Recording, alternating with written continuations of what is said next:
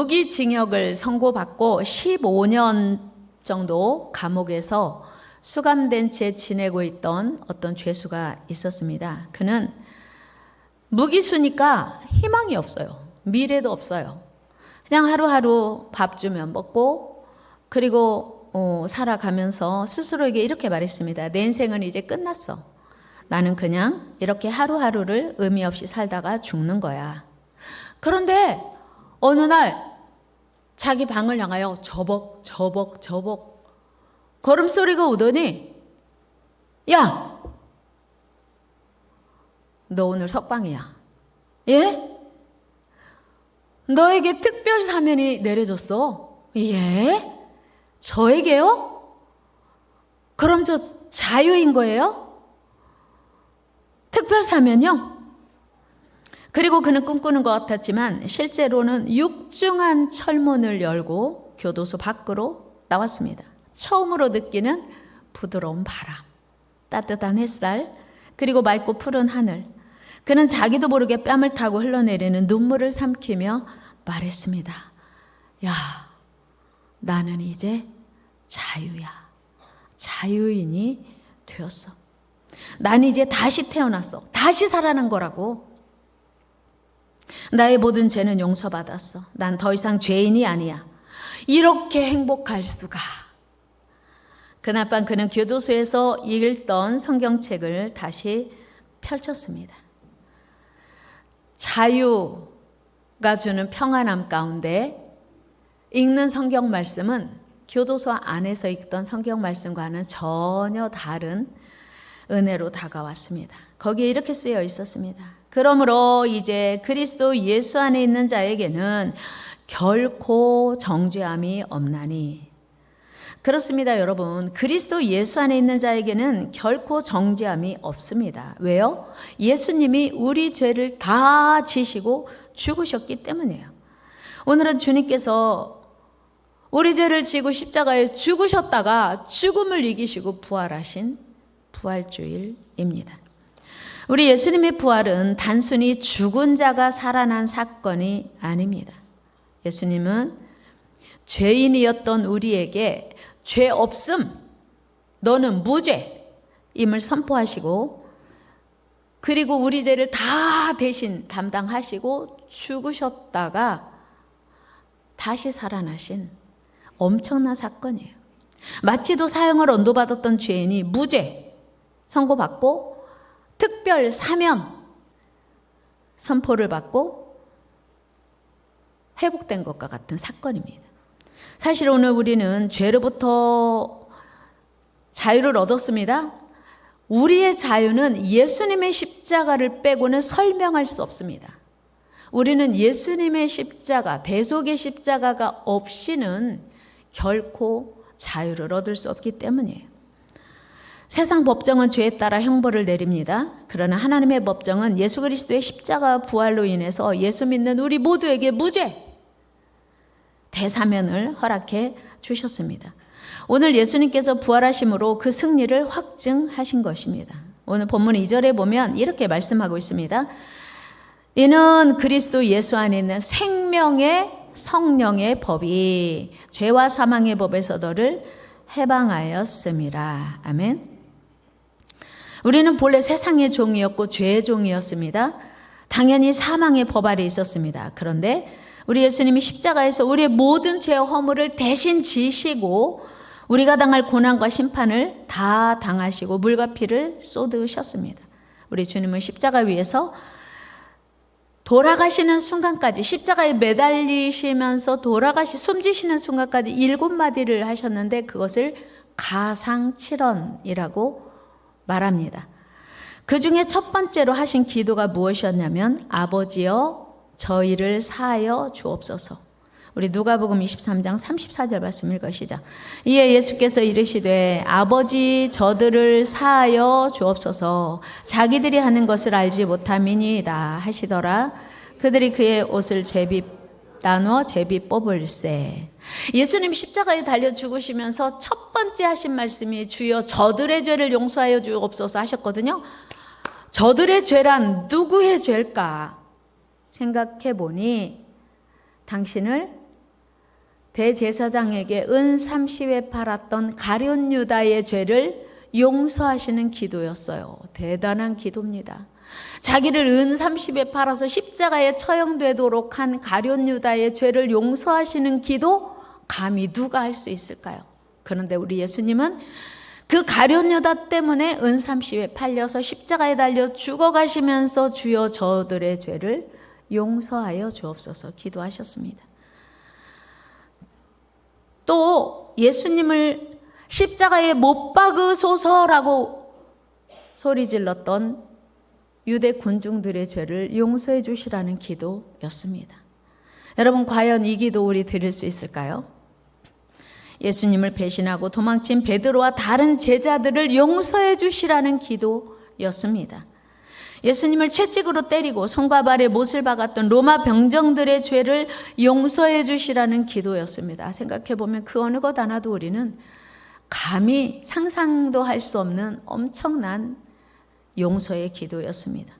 뿐만 아니라 예수님을 십자가에 내어주도록 판결한 빌라도, 그리고 헤롯을 용서해 주시라는 기도하셨습니다. 그리고 우리 모든 죄를 용서해 달라는 기도였습니다. 여러분, 우리가 치러야 할 죄값을 십자가에서 대신 치르시면서 우리 모두의 죄를 제발 용서해 주세요라고 예수님이 기도하고 숨져 가신 거예요. 이것이 대속입니다. 여러분, 이보다 그 더 큰 사랑이 또 어디 있겠습니까? 이 놀라운 사랑과 은혜에 우리는 늘 감사해야 합니다. 이 모든 일은 우리를 사랑하시는 하나님의 계획이었기 때문이에요. 또한 우리 예수님께서는 6번째 십자가에 달려 죽으시면서 드리신 기도 중에 6번째 기도가 무엇이었냐면 다 이루었다였어요. 요한복음 19장 30절 말씀 읽어요. 시작. 예수께서 신포도주를 받으신 후에 이르시되 다 이루었다 하시고, 아멘. 자, 예수님이 다 이루었다 하셨는데 무엇을 다 이루셨다는 걸까요? 무엇을 다 이루셨다는 거예요. 예수님이 다 이루셨다 했는데 무엇을 이루셨다는 것은 없어요. 기록이, 설명이. 예수님의 다 이루셨다는 선언은 바로 당신을 이 세상에 보내신 하나님의 뜻을 이뤘다는 선언이었습니다. 여러분, 예수님이 이 세상에 오신 목적이 무엇이었죠? 하나님께서 예수님을 이 땅에 보내신 목적이 무엇이었냐면 인류 구원이었어요. 저와 여러분들의 구원. 사탄은 유대인과 빌라도를 동원해서 예수님을 죽임으로써 하나님의 속죄 계획을, 구속 계획을 해방하려 했지만 하나님은 오히려 그 일을 통해서 당신의 구속 계획을 온전히 이루신 것입니다. 그런 의미에서 예수님의 죽음은 실패가 아니라 승리였습니다. 그래서 다 이뤘다는 선언은 바로 승리의 외침이었습니다. 그리고 이런 승리의 외침은 3일 후에 예수님의 부활로 확증되었습니다. 여러분, 이전에 모든 사람은 죄에 매여 종노릇 했지만 이제 누구든지 예수님을 믿기만 하면 죄에서 해방 될 수 있다. 완전한 자유를 얻게 된다는 선언이었습니다. 이것이 하나님을 믿는 자의 특권이요, 은혜이고 축복입니다. 예수님을 믿는 순간 다 용서되는 것입니다. 이 얼마나 크고 놀라운 은혜입니까? 2000년 전 우리 예수님의 십자가의 죽음은 예수님을 따랐던 제자들뿐만 아니라 예수님을 믿고 기대했던 많은 유대인들에게 깊은 실망을 안겨줬어요. 야, 우리를 구원할 수 있을 것 같았던 예수님이 십자가에 죽었다고? 어찌 이럴 수가? 예수님이 그렇게 능력이 많으시던 분인데 십자가에서 힘없이 죽었다고, 말없이 죽었다고, 무기력하게 죽었다고, 무능력하게 죽었다고? 야, 그럼 이제 우리는 누굴 믿고 따라야 돼? 그때 당시를 살았던 많은 사람들이 실망하고 예수님을 떠났습니다. 그러나 놀랍게도 예수님의 죽음은 끝이 아니라, 그들에게 실망을 준 게 아니라 오히려 모두를 살리는 은혜의 사건이었고 진정한 소망이었습니다. 우리 예수님께서 그들의 모든 죄값을 대신 다 치르시고 갚아주셨기 때문이에요. 우리 예수님께서 우리 죄값을 지불하시고 십자가에서 죽으셨는데 다시 살아나셨다고 하는 것은 우리에게 대단한 은혜요, 축복이요, 소망입니다. 죄의 대가를 십자가에서 지불하셨고 죽으셨는데 생명의 주로 다시 살아나셨기 때문이에요.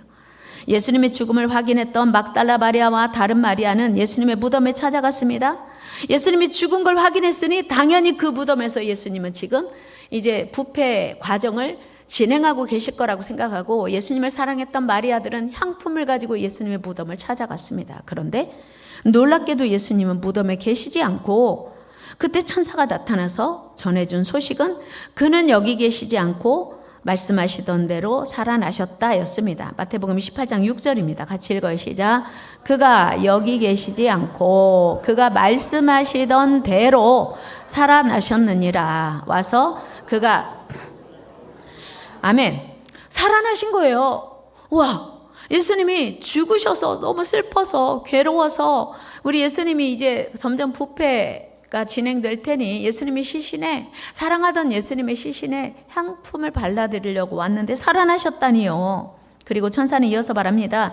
빨리 가서 제자들에게 예수님의 부활을 전하라. 그리고 갈릴리에서 예수님을 배우리라.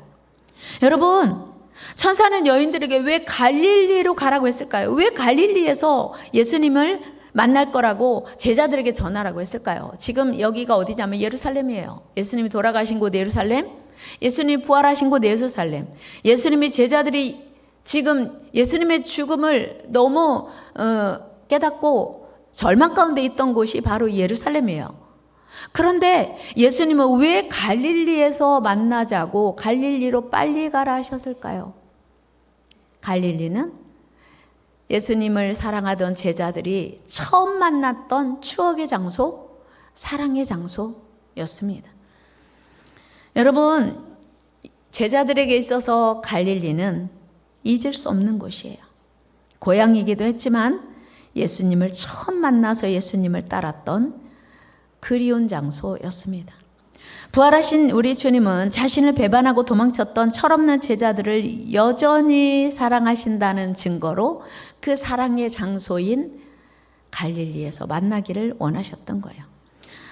마태복음 28장 10절을 다시 보면 예수님을 부인하고 떠났던 베드로를 비롯한 제자들을 이렇게 말씀하고 있어요. 같이 읽어요. 시작. 이에 예수께서 이르시되 무서워하지 말라. 가서 거기서 나를 보리라 하시니라 하면 누구를 만나요? 내 형제들. 예수님이 마리아들에게 뭐라고 말했냐면 무서워하지 말라. 가서 내 형제들에게 갈릴리로 가라 하라. 여러분, 여기서 예수님이 사실은 우리 정서로 하면 나를 배신했던 배신자들에게 갈릴리에서 만나자고 하라. 그런 마음에 두려움이 있지 않았겠어? 예수님이 우리를 혼내시려나? 그런데 내 형제들에게 갈릴리로 가라 하라. 내 형제들? 예수님이 아직도 제자들을 사랑하고 있구나 하는 걸 알게 되는 거예요. 아하, 예수님은 예수님을 은삼시에 팔았던 가룟 유다도 사랑하시네? 예수님을 모른다고 부인했던 베드로를 아직도 사랑하시는구나 하는 거를 예수님 말씀 속에서 우리는 엿볼 수 있습니다. 여러분, 우리를 향한 하나님의 사랑은 변하지 않습니다. 한번 해볼까요? 우리를 향한 예수님의 사랑은 변하지 않습니다.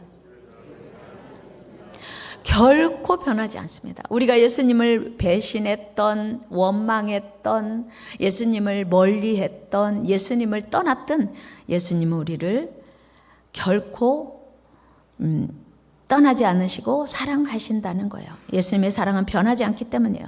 십자가에서 우리 죄를 위하여 피 흘려 죽으신 우리 주님이 여전히 우리를 사랑하신다는 말씀이 위로가 되지 않습니까? 얼마나 감사한지, 얼마나 기쁜 일입니까? 저는 이런 주님의 사랑을 생각하면서 요즘 온 세상을 떠들썩하게 하는, 온 세상의 딸들을 울컥하게 하는 아버지, 폭삭 소가수다의 양관식 아버지가 생각났어요. 양관식 아버지가 어린 금명이에게 학교를 보내며 이렇게 말합니다. 못하겠으면 빠꾸, 힘들면 빠꾸, 넘어지면 빠꾸, 안 될 것 같으면 빠꾸. 왜 빠꾸 하라는 거예요? 뒤에 누가 있으니까? 아빠가 여기 있어. 네 뒤에 항상 내가 있다. 사랑하는 딸 금명이를 시집 보내면서 금명이에게 또 말합니다. 수 틀리면 빠꾸. 그러니까 너 결혼하는데 힘들고 어려우면 괜찮아. 빠꾸해도 돼. 왜?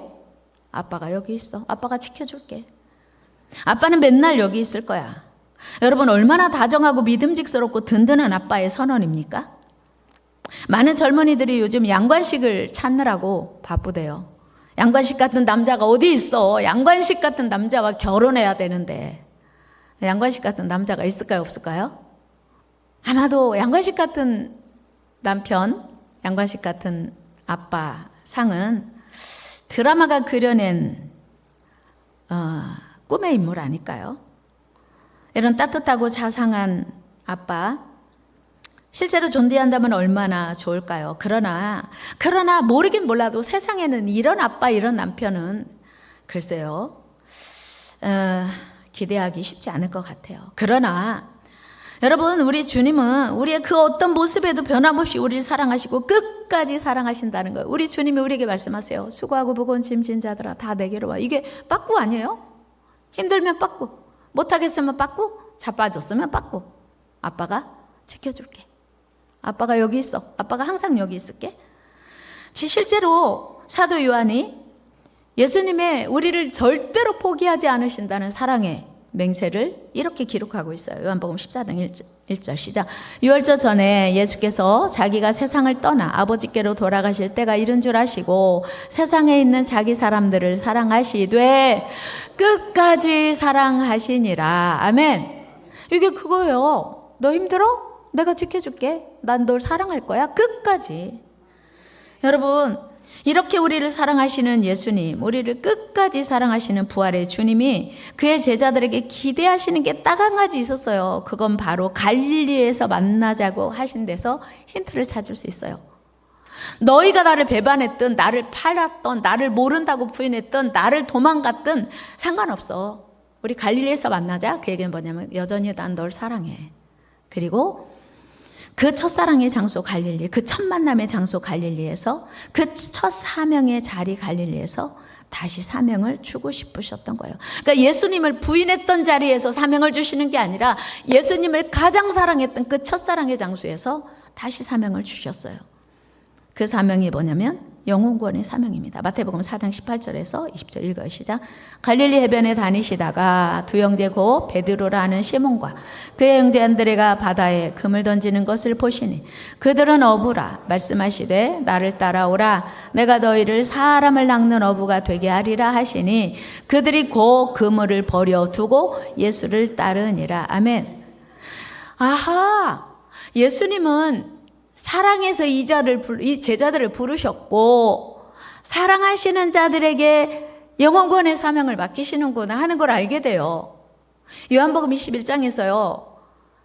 예수님을 배신하고 도망쳤던 베드로를 찾아가셔서 이 사명을 주시기 전에 뭐라고 말씀하시냐면 네가 나를 사랑하냐? 이렇게 말씀하세요. 그러니까 우리 주님은요. 아무한테나 사명을 주시는 게 아니라 사랑하는 자에게 사명을 주시더라고 하는 거예요. 옆 사람에게 알려줘요. 우리 주님은 아무한테나 사명 안 주셔. 사랑하는 자에게만 사명을 주셔요. 믿습니까? 우리가 영혼구원의 사명을 받았다면 하나님이 날 사랑한다는 증거인 줄로 믿습니다. 하나님은 사랑하는 자에게 영혼구원의 사명을 주시더라고 하는 거예요. 그러니까 지금 제자들이 예수님을 배신하고 떠났던 그 배신의 장소, 그 부끄러움의 장소, 그 수치의 장소에서 예수님이 만나서 사명 주시는 게 아니고 예수님을 가장 사랑했던, 뜨겁게 사랑했던 그 첫사랑의 장소로 다시 소환하셔서 거기서 다시 사명 주시는데 네가 나를 사랑하냐 확인하시고 네, 제가 주님 사랑합니다. 이 고백과 함께 사명을 주셨다는 사실이에요. 그리고 또 뭐라고 말씀하셨냐면 그래? 그렇다면 내가 너와 함께 할게. 세상 끝날까지. 마태복음 28장 마지막 절에서 예수님이 이렇게 말씀하셔요. 제자들에게 시작. 내가 너에게 분부한 모든 것을 가르쳐 지키게 하라. 볼지어다 내가 세상 끝날까지 너희와 항상 함께 있으리라 하시니라. 아멘. 여러분, 주님 사랑하십니까? 그럼 전도하세요. 아멘. 그러면 세상 끝날까지 우리의 어떤 실수와 허물에도 우리를 떠나지 않으시고 함께 하신다고 주님이 약속하셨어요. 여러분, 우리는 이제 예수 그리스도의 십자가에 피 흘려 죽으신 사랑으로 죄에서 자유를 얻게 되었습니다. 그러므로 우리는 예수님의 그 피가 헛되지 않도록 예수님의 피값만큼 살아야 합니다. 예수님이 피값을 주고 우리를 사셨으니 내 남은 생애는 내 것이 아니고 주님의 것이에요. 여러분, 백화점에서 마트에서 우리가 물건을 사와요. 돈 주고 샀기 때문에 그때부터 누구 거? 내 거예요. 우리를 예수님의 피값 주고 샀으니 이제부터 우리는 누구 거? 주님 거, 하나님 거. 그런데 내가 마트에서, 백화점에서 비싼 돈을 주고 사왔는데 어떡해. 한번 써보니까 내가 원하는 게 아니야. 그러면 무슨 생각나요? 무슨 생각나? 본전 생각나잖아요. 마찬가지예요. 예수님이 당신의 피값을 주고 우리를 사셨는데 우리가 주님의 기쁨이 되지 못하면 주님이 무슨 생각 나실까요? 야, 내 피값 주고 널 샀는데 너 네 맘대로 사냐? 너 네 거 아니야. 바울이 이렇게 말하고 있어요. 고린도전서 6장 20절에서 시작. 값으로 산 것이 되었으니 그런즉 너희 몸으로 하나님께 영광을 돌리라. 아멘. 옆 사람에게, 우리는 예수님의 피의 가치를 해야 됩니다. 믿습니까? 예수님이 피값을 주고 우리를 죄에서 구원했어요. 그래서 너 자유야. 특별 사면, 대사면을 우리에게 허락해 주셨으니 이제는 예수님의 피값 주고 산 예수님 짤이기 때문에 우리는 예수님이 우리를 산 그 목적에 합한 삶을 살아야 된다고 하는 거예요. 여러분, 우리 모두는 이후에 주님 앞에 서야 합니다. 그날 우리는 주님께 이렇게 말할 수 있어야 합니다. 주님, 저 잘 살았지요? 주님, 저 그래도 괜찮게 살지 않았어요? 이렇게 말해야 돼요. 여러분, 뭐라고 말씀하시겠어요? 제가 아까 말씀드렸죠. 세례받는 많은 우리 성도님들에게 제가 질문했어요. 분명히 주님 앞에 설 때 천사가 물어봐요. 내가 너를 이 천국에 왜 들여보내줘야 되냐? 당연히 우리는 예수님을 믿습니다. 십자가에서 날 위해 죽으신 예수님을 믿습니다 라고 고백하면 들어갈 수 있어요. 천국에 들어가는 열쇠는 예수님이에요. 십자가에 죽으신 예수님, 날 위해 죽으신 예수님을 고백하면 들어갈 수 있는데, 그때부터는 심판이 이렇게 진행되는 거예요. 너는 내가 준 시간 동안 내가 준 건강을 가지고, 내가 준 시간을 가지고, 내가 준 달란트를 가지고, 내가 준 기회를 가지고 무엇을 하며 살았어? 라고 하나님이 질문하실 거예요. 여러분, 해피데이가 한 주 앞으로 다가왔습니다. 우리 주님은 사랑하시는 자들에게 영혼 구원의 사명을 맡기셨습니다. 예배 끝나고 나가면서, 일부 예배 마치고 나가면서 어떤 분이 저한테, 목사님, 저요 다음 주에 6명 오기로 했어요. 놀라셔야 되는 거 아니에요? 어머, 정말? 어떻게? 근데 그 자리가 그런 말할 자리는 아니었대요. 조그맣게 말하더니 사실은 거기가 술자리였거든요. 그런데 그냥 말했대요. 그랬더니 그래, 나 그럼 갈게. 나도 갈게. 나도 갈게. 이렇게 해서 6명이 오기로 했대요. 할렐루야. 제가 그랬어요. 교회 온다고만 하면 술 사주고라도 데리고 와도 돼. 그렇죠? 상관없어요. 술을 사주고라도 그분이 예수 믿을 수만 있다면, 하나님 앞에 나올 수만 있다면 술 사주고라도 데려와야죠. 그렇죠? 그래요, 안 그래요? 술 사주고 데려오면 안 되나요? 어쨌든 남은 한 주간 동안 여러분 최선을 다해서 복음 전함으로 아직도 부활의 복음을, 부활의 은총을, 부활의 능력을 알지 못하는 자들에게 부지런히 이 기쁜 소식을 전할 수 있기를 축복합니다. 주님이 사랑하는 자들에게 이 복음의 사명을 맡겼고요. 예수 그리스도를 통해서만 진정한 자유를 얻을 수 있고 누릴 수 있기 때문에 이 소식을 부지런히 전해야 돼요. 한 주간 최선 다하는 저와 여러분 되기를 주의 이름으로 축원합니다.